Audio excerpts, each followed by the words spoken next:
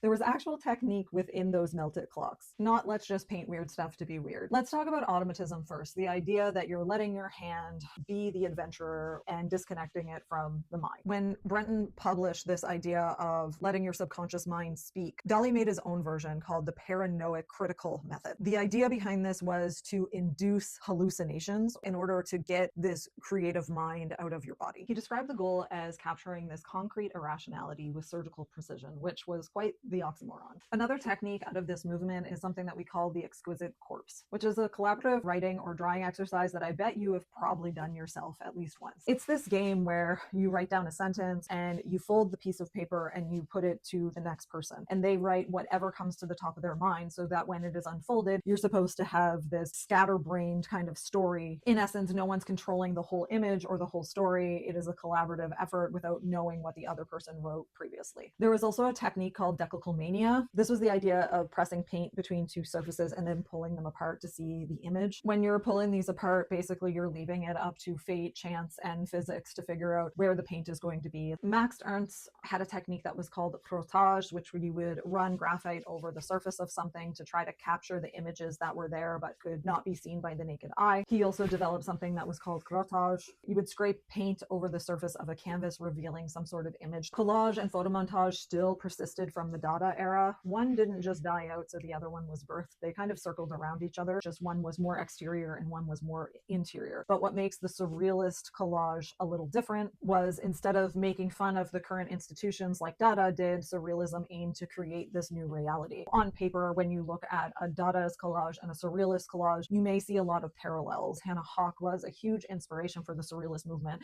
and you can see that in some of her works, how it played with this idea of scale, and that really changed the way that people thought about what was in the subconscious. So while they might not look that different in some cases, it was just this further exploration of an idea of what is surreal. And then we also have assemblage, extension of ready-made, taking normal objects like a teacup but making it into a fur-lined teacup, takes an everyday object and makes it surreal. They also turn certain things into what they called uncanny sculptures. So if you want to play around with any of these techniques, try scribbling on a piece of paper, and then from there see if you can start to see an image and draw that image out of that scribble. It's something that you'll see some artists do today. They might have a coffee spill on a piece of paper and try to make an image out of it. That actually comes from the surrealist movement. So if you'd like to try it yourself, that's a great exercise into surrealism that's easy to do. Now that you've seen some of the techniques of the movement, let's see what it broke into. I'll go over some of the things that we see in modern day that were born out of surrealism.